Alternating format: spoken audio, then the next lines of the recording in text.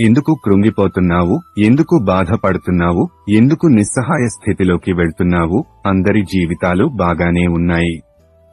నా జీవితమే ఎందుకు ఇలా ఉంది? ఎటు వెళ్లిన ఆటంకాలే, అన్ని ఫెయిల్యూర్సే అనుకుంటూ బాధపడుతున్నావు కదా. గుర్తుపెట్టుకో, శ్రమలో ఉన్న ఏసేపును దేవుడు ఎలా అయితే ప్రధానమంత్రి చేశారో నిన్ను కూడా ఖచ్చితంగా దేవుడు హెచ్చిస్తారు. నీ జీవితమును ఊహించని విధంగా అంత అందంగా తీర్చిదిద్దబోతున్నారు. నమ్మితే ఆమెన్ అని టైప్ చేయి. మీ కొరకు నా వాగ్దానము.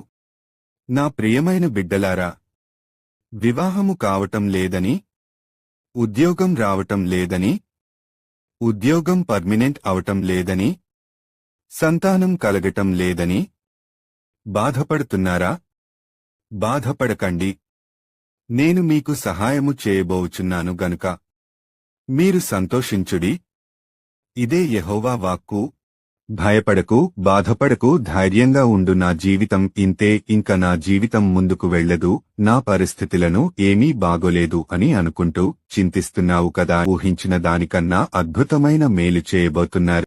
యెహోవా యందు భయభక్తులు కలిగి ఆయన త్రోవలయందు నడుచువారందరూ ధన్యులు. నిశ్చయముగా నీవు నీ చేతుల కష్టార్జితము ననుభవించెదవు. నీవు ధన్యుడవు, నీకు మేలు కలుగును. నీ లోగిట నీ భార్య ఫలించు ద్రాక్షావల్లివలె నుండును. నీ భోజనపు బల్ల చుట్టూ నీ పిల్లలు ఒలివ మొక్కలవలె నుందురు. సియోనులో నుండి యెహోవా నిన్ను ఆశీర్వదించును. నీ పిల్లల పిల్లలను నీవు చూచెదవు.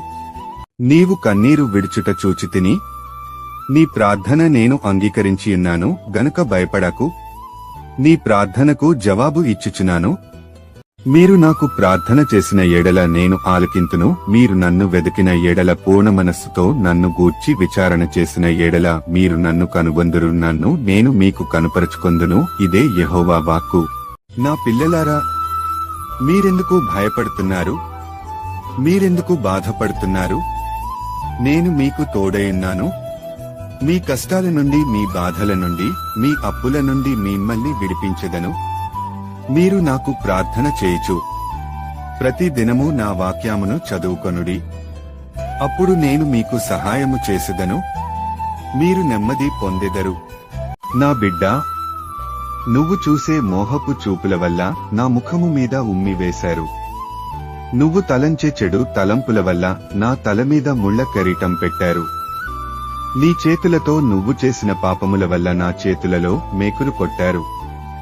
నీ కాళ్లతో నువ్వు తిరిగిన చెడు తిరుగుడుల వల్ల నా కాళ్లలో మేకులు కొట్టారు. నేను ఇవన్నీ భరించింది నీకోసమే. ఇక పైన పాపం చేయకు.